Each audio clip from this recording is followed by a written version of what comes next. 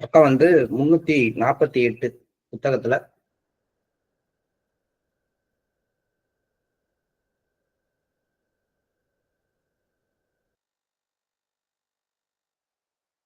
கடைசியா சொல்லும் பொழுது லாலாஜி ஐஎஸ் அப்படிங்கிறவர்கிட்ட ஒரு பொறுப்பை ஒப்படைச்சார். என்ன பொறுப்புனா, லாலாஜியுடைய மனைவி கிட்ட போய் நேரடியா பேசி பாபுஜி மேல இருக்கக்கூடிய சந்தேகங்களை எல்லாம் சரி பண்ணிட்டு, இந்த பிரதிநிதித்துவம் பற்றிய அறிவிப்பு வெளியாகிறதுக்கு முன்னாடியே பாபுஜியை அவங்க கரெக்டா புரிஞ்சுக்கணும், அதுக்கான வேலைகளை செய்யும்படி ஒப்படைச்சார். இதுக்கு என்ன செய்யணும் அப்படிங்கிற விஷயத்தையும் அவரு சொல்லியிருந்தாரு. அதுதான் இப்ப நம்ம கண்டினியூ பண்றோம். பிரதிநிதித்துவம் பற்றிய அறிவிப்பு நிகழும் முன்னரே அவள் சரியான பாதைக்கு அழைத்து வரப்பட வேண்டும்.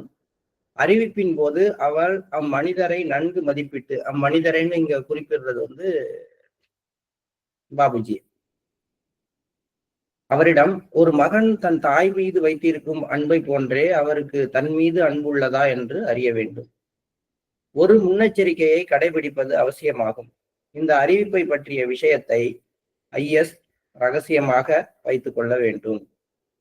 நீங்க பிரிட்ஜ் ராணி கிட்ட வேணா பேசுங்க, அதாவது லாலாஜியோட மனைவி கிட்ட சொல்லட்டும், முக்கியமான நபர்கள்ட்ட சொல்லட்டும். ஆனா முடிந்தவரை இது விஷயம் அறிவிக்கப்படும் என்பதை மற்றவர்களிடம் ரகசியமாக வைத்துக் கொள்ளட்டும்.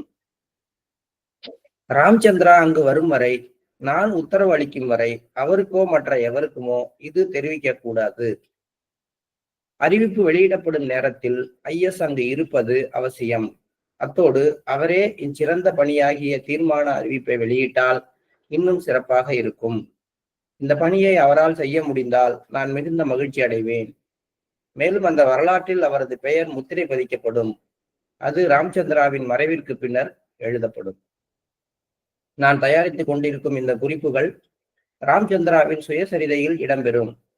மூத்த முனிவர்கள் அனைவரும் அவரது சுயசரிதையை தயாரிக்கும் எண்ணத்தை கொண்டுள்ளார்கள்.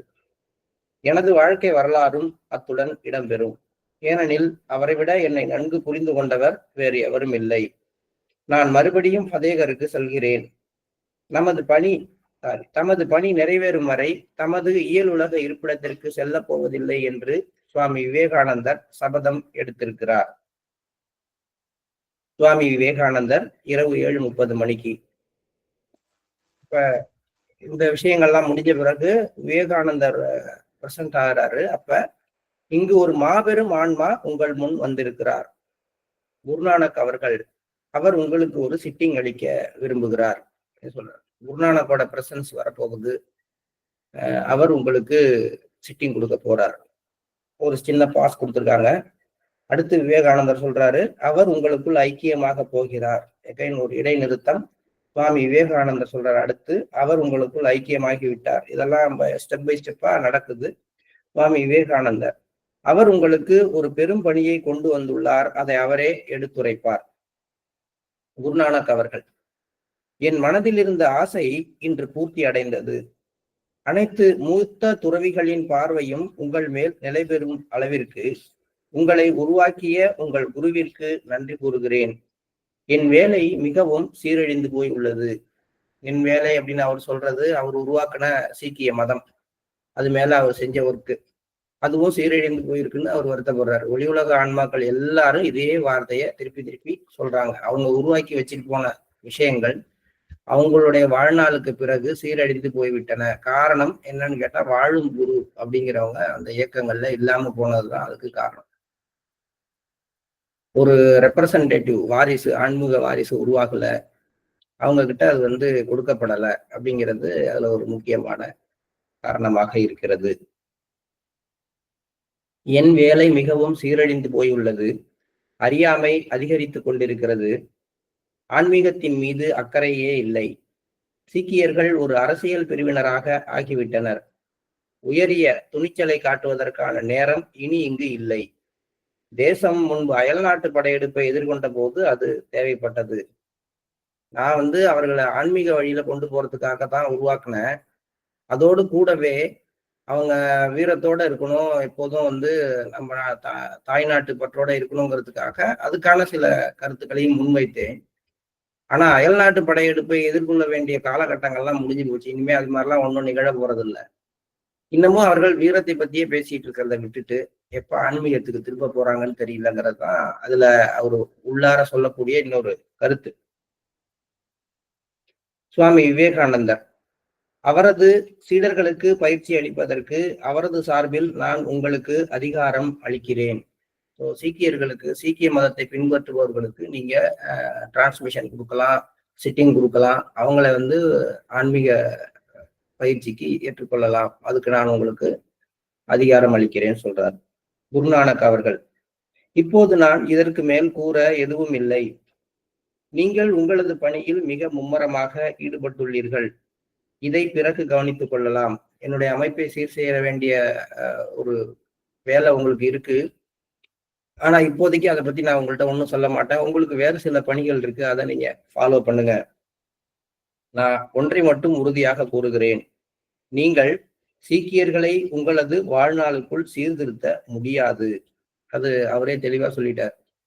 அவங்க எல்லாத்தையும் நீங்க மாற்றி கொண்டு வர்றதுங்கிறது முடியாத காரியம். அது உங்கள் இறப்புக்கு பின்னரே, உங்கள் மறைவுக்கு பின்னரே தொடங்கும். என்றாலும் நீங்கள் வாழும்போது அந்த பணியை கைவிட வேண்டும் என்று அதற்கு பொருள் அல்ல. அடித்தளம் அமையுங்கள், அந்த பணியானது தொடர்ந்து நடக்கட்டும். ஆனா அவ்வளவு சீக்கிரம் அவங்க மாற மாட்டாங்க, அதுக்கு ரொம்ப நாள் ஆகும் அப்படிங்கிறத சொல்லிட்டாரு சுவாமி விவேகானந்தர். இப்போது நீங்கள் குருநானக் அவர்களிடமிருந்தும் நேரடியாக கட்டளைகளை பெறுவீர்கள். நான் என் பணிக்கு திரும்புகிறேன். நான் இல்லாத போது உங்களது குருநாதர் அதை கவனித்துக் கொண்டிருக்கிறார். நான் அவருக்கு மேலும் தொல்லை அளிக்க விரும்பவில்லை சொல்றார். என்னுடைய வேலையா நான் அந்த ஃபதேகார்ல போய் அந்த ஒர்க் பண்றதெல்லாம் என்னுடைய வேலையா வச்சுட்டு இருக்கேன். நான் அங்க இல்லைன்னா அந்த இடத்துக்கு லாலாஜி போறாரு. என்னிட்ட ஒப்படைக்கப்பட்ட பணியை நான் அவர்கிட்ட ஒப்படைச்சிட்டு வந்திருக்கேன். அதனால நான் உடனடியா திரும்பி அங்க போறேன் அப்படின்னு சொல்லிட்டு கிளம்புறார். சிறிது நேரத்திற்கு பிறகு மதிப்பிற்குரிய லாலாஜி, பாபு மதன் மோகன்லால், அன்பு ராமச்சந்திரா இந்த நேரத்தில் எத்தனை சிறந்த பண்பை அனுசரித்தார் என்பதை கவனியுங்கள். எந்த நேரத்தில்னா இந்த மாதிரி விவேகானந்தர் சொல்லி குருநானக் அவர்களுடைய அந்த ஒரு டிரான்ஸ்மிஷனை பாபுஜி அக்செப்ட் பண்ணிக்கிட்டது, அவரை தன்னுள் கரைத்து கொள்ள ஏற்றுக்கொண்டது, அதோடு அவருடைய கட்டளைகளை பெறுவதற்கான வாய்ப்பை ஏற்படுத்தி கொண்டது. இது இந்த சூழ்நிலை லாலாஜி இல்லாம நடக்குது. இப்ப இந்த நேரத்துல பாபுஜி அதை எப்படி எதிர்கொண்டார்? நம்ம ஏற்கனவே பேசுறோம், ஒரு சிஸ்டர் கூட கேட்டாங்க, இது கிருஷ்ணர்கிட்டலாம் லாலாஜி பாபுஜி நேரடியா டிரான்ஸ்மிஷன் வாங்கிட்டாரு, இப்ப குருநானக்கிட்டையும் டிரான்ஸ்மிஷன் வாங்குறாரு. இது இந்த நேரத்துல என்ன மாதிரி ஒரு பண்பு அவர் அனுசரிக்கிறார் அப்படின்னு லாலாஜியே சொல்றாரு. இந்த இடத்துல பாருங்க. பாபு மதன் மோகன்லால், அன்பு ராமச்சந்திரா இந்த நேரத்தில் எத்தனை சிறந்த பண்பை அனுசரித்தார் என்பதை கவனியுங்கள். குருநானக் அவர்கள் அவருக்கு அனுமதி அளித்த போது நான் அங்கு இருக்கவில்லை. குருநானக் அவர்கள் சுவாமி விவேகானந்தரின் முன்னிலையில் கூறியதை செய்வதற்கு என் அனுமதியை வேண்டியிருந்தால் சுவாமிஜிக்கு அது எத்தனை மோசமான அவமரியாதையாக இருந்திருக்கும். விவேகானந்தர் தான் இன்ட்ரோடியூஸ் பண்றாரு, குருநானக்கை கூட்டிட்டு வர்றாரு, குருநானக்குடைய பிரசன்ஸ் இருக்கு. அப்ப பாபுஜி ஒரு மறுத்து இருந்தால் அது விவேகானந்தருக்கு ஒரு அவமரியாதையாக இருந்தது. ஏற்கனவே இது மாதிரி ஒரு தடவை லார்ட் கிருஷ்ணா விஷயத்துல பாபுஜி பட்டிருக்காரு. அப்பதான் அவர் ஒரு விஷயத்த பாபுஜி முன்னிறுத்திக்கிறார். அடுத்து என்ன செய்யணுங்கிறது அவருக்கு புரியுது. அதைதான் இங்க ஃபாலோ பண்றார். அதை லாலாஜி சுட்டி காட்டுகிறார். சுவாமிஜிக்கு அது எத்தனை மோசமான அவமரியாதையாக இருந்திருக்கும். அவர் அந்த நேரத்தில் எனது இடத்தில் சுவாமிஜியை பார்த்தார். இதுவே உரிய மரியாதையும் சரியான பண்பாடும் ஆகும். எங்கள் இருவருக்கும் அவர் மீது சமமான உரிமை உள்ளது. அவர் இப்படித்தான் செய்திருக்க வேண்டும். எனக்கு மிகவும் மகிழ்ச்சியாக இருந்தது. மேலும் அவர் குருநானக் அவர்களின் முன் தியானத்தில் அமர்ந்த போது தனது எண்ணத்தில் என்னை வைத்திருந்தார். இதுவே அந்த நேரத்தில் உத்தமமான நடத்தையாகும். ஒரு பக்கம் விவேகானந்தருக்கு மரியாதை குறைவு நேராத அளவுக்கு அவர் சொன்னபடி குருநானக் அவர்கள் அனுமதி அளித்ததை ஏற்றுக்கொண்டார். இன்னொரு பக்கம் தியானத்தில் அமர்ந்த போது அவருடைய மனதில் யாரை முன்னிறுத்தி வைத்திருந்தார்னா லாலாஜியை முன்னிறுத்தி வைத்து தன்னுடைய குருநாதர் வழியாக அது நடக்குது அப்படிங்கிற ஐடியாவை அவர் வச்சுக்கிட்டார். ஸோ இதை விட வேற ஒரு பெரிய சிறப்பான நடத்தை, பண்பு சார்ந்த நடத்தை எதுவும் இருக்க முடியாது. இதற்காக நான் மிகவும் மகிழ்ச்சி அடைகிறேன் அப்படின்னு சொல்றாரு. அடுத்து சொல்றாரு, இத்தகையவர்கள் தான் எனது அமைப்பில் இருக்க வேண்டும் என்று நான் விரும்புகிறேன். எவ்வளவு உயரத்துக்கு போனாலும் தன் குருவை முன்னிறுத்தி எதையும் செய்து கொள்ளக்கூடியவர்கள், அதே நேரத்துல குருவின் பெயரால் மற்றவர்களை அவமரியாதை செய்யாதவர்கள். இது போன்றவர்கள் தான் நம்முடைய அமைப்புல இருக்க வேண்டும். நம்மளை கம்பேர் பண்ணா நம்ம ரெண்டையுமே மாத்தி செய்யறோம். நிறைய இடங்கள்ல, பல இடங்கள்ல எங்க குரு மாதிரி கிடையாது, மற்ற மாஸ்டர்ஸ் எல்லாம் வேஸ்ட், அவங்களுக்கு எல்லாம் ஒன்றும் தெரியாது, அவங்களுக்கு எல்லாம் ஆன்மீகமே இல்லை அப்படின்லாம் நமக்கு தெரியாமலே நம்ம பல அமைப்புகளை பற்றி குறை சொல்ற ஒரு பழக்கத்துக்கு, பலரை அவமரியாதையாக கொஞ்சம் நமக்கு இந்த மாதிரி டிரான்ஸ்மிஷன்லாம் இவங்களுக்கு ஏது, இவங்க ஏங்க அவங்க திருடி போறாங்கன்னு பேசுற இடத்துக்கு போறோம். இது மற்றவர்களுக்கு நாம செய்யற அவமரியாதை. அதே நான் ஒரு நாளைக்கு ஒருத்தர் யோகாவில் அதை சொல்லி கொடுத்துட்டாரு, இதை சொல்லி கொடுத்துட்டாரு, அவர் செஞ்சவன நல்லா இருக்கு அப்படின்னோடனே இதை விட அதுக்கு ரொம்ப முக்கியத்துவம் கொடுத்துட்டு, அதாவது அந்த யோகா செஞ்சுட்டு தியானம் பண்ணா நல்லா இருக்கும், இது சும்மா வேஸ்ட் அப்படின்னு நினைக்கிற அளவுக்கு போறதுக்கும் வாய்ப்பு இருக்கு. நம்ம ரெண்டுமே செய்யறோம். ஏதாவது ஒண்ணு புதுசா வந்துச்சுன்னா உடனே அதை நோக்கி ஓடுறோம். அதை செஞ்சா சரியா போயிடும், இதை செஞ்சா சரியா போயிடும், அதனாலதான் அது மூலமா தான் தியானம் நல்லா வரணும். சார்பு தன்மையை மாத்திக்கொள்ள பார்க்கணும். ஸோ எந்த ஒரு இடத்துலையும் எல்லாமே த்ரூ மாஸ்டர் தான் எனக்குள்ளார வருது அப்படிங்கிற அந்த ஐடியாவை நான் வச்சுக்கிறேன்னா, ஒரு கோயிலுக்கு போனாலும் சரி, அல்லது வேற யார் மூலமா ஏதாவது எனக்கு கிடைத்தாலும் சரி, நல்லதோ கெட்டதோ எது கிடைத்தாலும் குருநாதரை முன்னிறுத்தி அவர் மூலமாக எனக்கு வருது அப்படின்னு எடுத்துக்கிற அந்த பழக்கத்தையும் நம்ம ஏத்துக்கணும். இத்தகையவர்கள் தான் எனது அமைப்பில் இருக்க வேண்டும் என்று நான் விரும்புகிறேன். ஆனால் எனது அந்த தீவிர விருப்பமாக மட்டுமே உள்ளது. இது வெளியில் கடினமானதாக தோன்றினாலும் இதில் உண்மையில் சிறிதும் கடினம் கூட இல்லை. சிறிது பற்றுதல் ஏற்படுவது தேவையாகிறது. குருநாதர் மேல கொஞ்சம் பற்றுதல் வைக்க வேண்டியது அவசியமாகிறது. அந்த பற்றுதல் ஒரு காலம் நீக்கப்பட முடியாததாக இருக்க வேண்டும். இறுகப்பற்றிக்கணும். ஒன்னும் யாராலையும் அதை எதை காட்டியும் அந்த பற்றுதலை நீக்கிவிடக்கூடியதாக அது இருக்கக்கூடாது. இப்படிப்பட்ட ஒரு குணாதிசயம் மிகச்சிறந்த ஒன்றாகும். இது அனைவருக்கும் பயனளிப்பதாகும். பாபு மதன் மோகன்லால் தமது சீடர்களை இந்த முறையில் முன்னேற முயலுமாறு அறிவுறுத்த வேண்டும். அனைவரும் இவ்வாறு இருக்க முடிந்தால் நான் மிகுந்த மகிழ்ச்சி அடைவேன். அப்போது நான் மேற்கொண்ட பணி நிறைவேறுவதுடன் வேறு எதுவும் செய்ய வேண்டிய அவசியமும் இருக்காது. மாஸ்டரை எப்படி ஹாப்பியா வச்சுக்கிறது அப்படின்னு நம்ம நிறைய கேட்கிறோம். மாஸ்டரை எப்படி ஹாப்பியா வச்சுக்கணும் அப்படிங்கிறத பத்தி லாலாஜி சூட்சுமமாக ஒரு நிகழ்ச்சியை முன்னே காட்டி, இதுல இவரு பாபுஜி எப்படி நடந்துகிட்டாருன்னு பாருங்க. இதுல இருந்து நீங்க தெரிஞ்சு கொள்ள வேண்டியது இது. இந்த அளவுக்கு நீங்க மற்றவர்கள்ட்ட மரியாதையோட இருக்கணும். அதே நேரத்துல குருவை முன்னிறுத்துறதையும் மறக்கக்கூடாது. இப்படி யாராவது இருந்தாங்கன்னா நான் ரொம்ப மகிழ்ச்சியோட இருப்பேன். எந்த சூழ்நிலையிலும் குருநாதர் மீதான பற்றை அவர்கள் விட்டு தரக்கூடாது. அந்த பிடி எப்பயும் இருக்கிற அளவுக்கு அவங்க பார்த்துக்கணும். இது போன்ற சீடர்களை நீங்கள் அனைவரும் உருவாக்குங்கள். அப்படி உருவானால் நான் மிகுந்த மகிழ்ச்சி அடைவேன்னு சொல்றேன். இதுதான் லாலாஜிக்கு, இதுதான் பாபுஜிக்கு, இதுதான் தாஜிக்கும், இதுதான் சாரிஜிக்கும். நம்ம எத்தகைய சூழ்நிலையிலையும் இந்த ரெண்டு விஷயங்களையும், மற்றவர்களை மதித்து போற்றுதல், நம்முடைய குருநாதரை முன்னிறுத்திக் கொள்ளுதல், அது நம்ம மனதளவுல செய்யணும். அதுல மற்றவங்க யாருக்குமே அது தெரியணுங்கிற அவசியம் கிடையாது. நம்ம மனதளவுல நம்ம குருநாதரை முன்னிறுத்தி எதை செய்யறத யாருக்கு தெரிய போகுது? தெரியாது. மற்றவங்களுக்கு அவங்களுக்கு என்ன கேட்குறாங்களோ அதை மரியாதை அளவுல சரிங்க பரவாயில்லங்க அப்படின்னு சொன்னா நல்லா இருக்கும். இதுதான் நம்ம செய்ய வேண்டியதுன்னு சொல்றாரு. மார்ச் 1945. பிப்ரவரி மாத செய்திகள் இதோட முடியுது. மார்ச் மாத செய்திகளை நம்ம தொடங்கும்.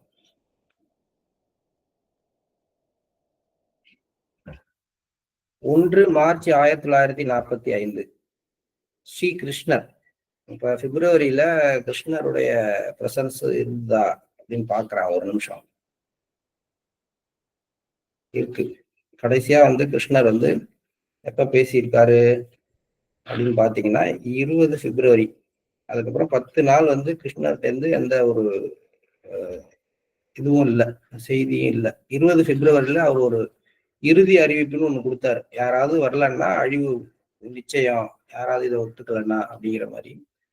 அதோட சரி. அதுக்கப்புறம் இந்த 10 நாட்கள் முழுக்கவே விவேகானந்தரும் லாலாஜி மகராஜும் தான் தொடர்ந்து பேசுறாங்க. இப்ப திரும்பி மார்ச் 1ஆம் தேதி ஸ்ரீ கிருஷ்ணர். சுவாமி விவேகானந்தர் தமது இயலியல் இருப்பிடத்திற்கு இன்னமும் திரும்பவில்லை. அனைத்தும் அழியும் வரை காத்திருக்க நேர்ந்தாலும் பணி பூர்த்தி அடைந்த பின்னரே அங்கு திரும்புவேன் என சபதம் மேற்கொண்டுள்ளார். இது ஏற்கனவே லாலாஜியும் சொன்னாரு, இப்ப கிருஷ்ணரும் சொல்லியிருக்காரு.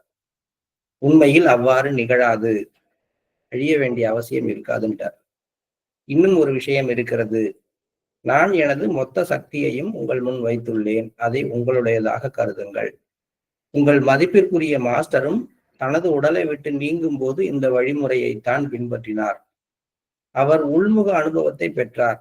நானும் அதையே செய்துள்ளேன். நீங்கள் அதை உங்களுடையதாகவே கருதுங்கள். அதன் இணைப்பு நேரடியாக நிலைநிறுத்தப்படுகிறது. அது மாற்றப்பட்டதாக கருதுங்கள். இதுதான் லாலாஜியும் செய்தார். போகும்பொழுது ஒட்டுமொத்த சக்தியையும் எடுத்து பாபுஜிக்கு முன்னாடி கொடுத்துட்டு என்ன செய்யணும், உள்முகமாக என்ன ஒரு ஐடியானா, இந்த சக்தியை முழுக்க உங்களுடையதாக நினைத்துக் கொள்ளுங்கள். அதுக்கும் உங்களுக்கு இடையில இருக்கிற தொடர்பை, இணைப்பை நான் வலுப்படுத்துகிறேன். அந்த இணைப்பு, அந்த கனெக்ஷன் நேரடியாக நிலைநிறுத்தப்படுகிறது. இந்த சக்தி முழுவதும் உங்களுக்கு மாற்றப்பட்டதாக நீங்கள் கருதுங்கள். நீங்க நினைத்தால் போதும், எல்லாம் நான் செஞ்சு முடிச்சுட்டேன், இது இப்படி ஆயிடுச்சுன்னு நீங்க நினைங்க, நடந்துருங்கிறார். நமக்கும் இதுதான் சொல்றாங்க. விவேகானந்தர் ஸ்ரீ கிருஷ்ணர் இது மாதிரி அவருடைய ஒட்டுமொத்த சக்தியையும் எடுத்து அவருக்கு முடி வச்சுட்டு பாபுஜி கிட்ட சொல்றாரு, இதை எல்லாத்தையும் நீங்க எடுத்துக்குங்க. எடுத்துக்கிறதுனா எப்படி எடுத்துக்கணும்னு சொல்றாரு. இதற்கும் உங்களுக்கும் இடையில ஒரு தொடர்பு ஏற்பட்டிருக்கிறதாக, அந்த தொடர்பு நிலைநிறுத்தப்பட்டிருக்கிறதாகவும், இந்த சக்தி எல்லாம் உங்களுடையது அப்படின்னு நீங்க நினைங்க, போதும், எல்லாமே டிரான்ஸ்ஃபர் ஆயிடும் அப்படிங்கிற. நமக்கும் இதே விஷயம் செய்யப்படுது. எந்த இடத்துல நம்ம யோசனை பண்ணா, முதல் சிட்டிங், 2வது சிட்டிங், 3வது சிட்டிங் முடியறதுக்குள்ளார மாஸ்டருடைய ஒரு பூரணமான தன்மையானது தெய்வீக ஒளியாக நம்ம முன் கொடுக்கப்பட்டு, அதுக்கும் நமக்கும் இடையிலான தொடர்பு நிலைநிறுத்தப்பட்டு, இந்த தெய்வீக ஒளி உங்களுடையது நினைத்தால் போதும் அப்படிங்கிற ஒரு கண்டிஷன் நமக்கு கொடுக்கப்படும். நம்ம இதை இன்னமும் நம்பாமலே இருக்கோம். எத்தனை வருஷம் ஆனாலும், எத்தனை தியானம் பண்ணாலும், அந்த தெய்வீக ஒளி என்னுடையது அப்படின்னு நான் நினைச்சா போதும், அதை நான் எடுத்துக்கொள்ள ஆரம்பித்துருவேன். அப்ப நான் இதயத்துல தெய்வீக ஒளி இருக்குன்னு சொல்றேனே ஒளிய, அந்த தெய்வீக ஒளி என்னுடையது அப்படிங்கிற ஒரு எண்ணமே எனக்கு வரமாட்டேங்குது. இருக்குங்க, தெய்வீக ஒளி இருக்குங்க அப்படின்னு சொல்றமே ஒழிய எனக்கு அது மேல ஒரு ஓனர்ஷிப்பே வரல. இது யாருடைய தவறு அப்படின்னு பார்த்தோம்னா, நமக்கு அந்த எண்ணத்தை சரியாக பண்றதுக்கான இன்னும் ஒரு கிளாரிட்டி நமக்கு வரல. பெரிய லெவல்ல செய்யறாங்க, அதுக்கும் நமக்கு சம்பந்தம் இல்லை அப்படிங்கிறது. அதேதான் மினியேச்சர் லெவல்ல நமக்குள்ளார செய்யப்படுது. பாபுஜி அவர் அனுபவித்த ஒவ்வொன்றையும் அப்படியே சின்னதா மாத்தி தான் நமக்கு இந்த ஆன்மீக பயிற்சியை வடிவமைத்திருக்கிறார். இப்ப லார்ட் கிருஷ்ணா பாபுஜிக்கு சொல்றாரு, என்னுடைய எல்லா சக்திகளையும் நான் என்ன பண்ணிருக்கேன், எடுத்து உங்கள் முன் வைத்துள்ளேன். இதை உங்களுடையதாக கருதுங்கள். அதேதான் நமக்கும் சொல்றோம். மாஸ்டர் தன்னுடைய எல்லா தன்மைகளையும் சேர்த்து தெய்வீக ஒளியாக நம்ம முன்னாடி வச்சிருக்காரு, நம்ம உள்ளார வச்சிருக்காரு. அதை என்னுடையதுன்னு நான் கருதினால் போதும். என் இதயத்துக்குள்ளார இருக்கிறது எல்லாம் ஒட்டுமொத்தமா என் மாஸ்டருடைய தன்மை. அதை நான் என்னுடையதான் மாத்திக்கிட்டேன். அது எனக்குள்ளார வந்துருச்சு. அது இன்னமே என்னுடையது, என் இதயத்துக்குள்ளார இருக்கு, அது எனக்குள்ளார பரவுதுன்னு நான் நினைக்கும் பொழுது மாஸ்டருடைய குணாதிசயங்கள், மாஸ்டருடைய அந்த கேரக்டர் எனக்கும் வருவதற்கு சாத்தியக்கூறுகள் இல்லாமல் போகிறதுக்கு வாய்ப்பு. பட் அதை நம்ம ஒரு சாலிடா நம்மளால அதை நினைத்து பார்க்க முடியவில்லை. சுவாமி விவேகானந்தர், நான் மிக்க மகிழ்ச்சி அடைந்துள்ளேன். ஏனெனில் இன்றிலிருந்து அத்தகையதொரு மாபெரும் சக்தியின் மாஸ்டர் நீங்கள்தான். அதை பண்டாராவில் உபயோகப்படுத்துங்கள். அதை உபயோகப்படுத்தும் விதத்தையும் புள்ளியையும் நான் உங்களுக்கு கூறுகிறேன். அத்தகைய ஒரு மாபெரும் சக்தியை எவராலும் எதிர்கொள்ள இயலாது. நீங்கள் அதை ஒரு அழிக்கும் ஆயுதமாக உருவாக்கலாம். இந்த பகுதி நமக்குரியது இல்ல. இது ஒரு குறிப்பிட்ட வேலைக்காக இது கொடுக்கப்படுகிறது. அது சொல்றாரு. இந்த சக்தி உங்களுடையதாக கருதினால் அது உங்களுடையது ஆயிடுது. இதை எப்ப பயன்படுத்தணும்? இதுக்கு எந்த புள்ளியை நீங்க யூஸ் பண்ணணும்? இது எப்படி ஒரு ஆயுதமாக மாறும் என்பதெல்லாம் நான் உங்களுக்கு சொல்றேன் அப்படின்னு விவேகானந்தர் சொல்றார். கிருஷ்ணர் அங்க எல்லாம் கொடுத்துட்டேன்னு சொல்லிட்டாரு. விவேகானந்தர் அதற்கான பாயிண்ட் எது, அதை எப்படி ஆப்ரேட் பண்ணணும், சுவிட்ச் எங்க இருக்குங்கிற விஷயங்களை பத்தி பேசுறாரு. உடனே தெய்வீக ஒளி எனக்குள்ள இருந்துச்சு, நானும் இது மாதிரி ஆயுதங்கள் ஏதாவது உருவாக்கலாமான்னு கேட்கக்கூடாது. உருவாக்கலாம். எப்பன்னா மாஸ்டர் நமக்கு ஒரு பணியை கொடுத்து அந்த பணியை செய்யறதுக்கு எதிர்ப்பாக உள்ள விஷயங்களை நகர்த்திட்டு அதை செய்ய சொல்லி சொல்ற அன்னைக்கு நாமும் அதை ஒரு ஆயுதமாக மாற்றுகின்ற தன்மை நமக்கும் வரும். அதுக்கான வாய்ப்புகளும் நமக்கு கொடுக்கப்படும். இப்போதைக்கு நமக்கு அந்த மாதிரி வேலைகள்லாம் கிடையாது. ஏன்னா இதுக்கப்புறம் திரும்பி விவேகானந்தர் அமைப்பெல்லாம் உருவான பிறகு பேசுற விஷயங்கள் திரும்பி பார்ப்போம். அப்ப இந்த விஷயங்கள் எதுவுமே வேணான்னு சொல்லக்கூடும். இதே விவேகானந்தர் இதெல்லாம் வேணான்னு சொல்லுவார். அதை நம்ம பார்க்க தான் போறோம். சுவாமி விவேகானந்தர், உங்களது பாதை தடங்கள் இன்றி சுலபமாக இருப்பதற்காக நான் இரவு பகலாக பணி செய்து வருகிறேன்.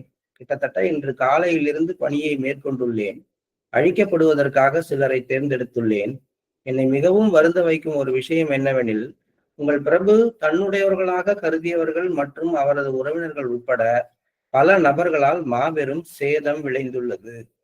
நீங்கள் ஒருவரை மட்டும் விட்டுவிட்டு அவர்களை குறிவைத்திருக்கிறீர்கள். நான் எம்பி மற்றும் அதே போல் ஜேயின் அழிவை தள்ளி போட்டுக் கொண்டிருக்கிறேன். உங்கள் சமூகத்தில் கேஆர் என்னும் மகா முட்டாள் ஒருவர் இருக்கிறார். அவர் மீது எந்த எதிர்பார்ப்பும் வைக்க வேண்டாம். அவர் எவரையும் பின்பற்றாமல் தன் வழியிலேயே செல்கிறார். இந்த எம்பி யாரு, கேஆர் யாரு? கேஆர் பத்தி நமக்கு கொஞ்சம் முன்னாடியே தெரியும். எம்பி அப்படிங்கிற கேரக்டர் புதுசா வர்றாங்க. இவங்களை பத்தி நம்ம இன்னொரு நாளைக்கு தொடர்ந்து வரும்பொழுது சொல்லுவோம். நீங்கள் அங்கு சென்றதுமே நமது பிரபுவின் சமாதியை முழு சக்தியால் நிரப்புங்கள். அவரது சமாதி இந்த உலகில் வேறு எதையும் விட மேலானதாக உதிக்கும் சூரியனாக திகழ வேண்டும் என நான் விரும்புகிறேன். நான் மட்டுமே முழுமையான அழிவு சக்தியுடன் அங்கே இருப்பேன். தேவையெனில் அதை தூண்டுங்கள். எந்த தருணத்திலும் அதை பயன்படுத்தலாம். அது ஒன்று மட்டுமே எனது தற்போதைய பணியாகும். தயாள சக்தி உங்கள் குருநாதரிடமிருந்து பாய்ந்தோடி வரும். தேவைப்பட்டால் நீங்கள் அதை பயன்படுத்தலாம். இந்த குறிப்பை உங்களுடன் வைத்திருங்கள். ஏன் இந்த இடத்துல அழிவு சக்தியை விவேகானந்தர் எடுத்துக்கிட்டாருன்னா, லாலாஜியால அந்த பணியை செய்ய முடியாது. ஏனென்றால் எல்லாரும் அவருடையவர்கள் என்று அவரால் கருதப்பட்டவர்கள், அவருடைய அன்பிலே தோய்ந்திருப்பவர்கள். அவர்களை அவரால் அழிக்க முடியாது.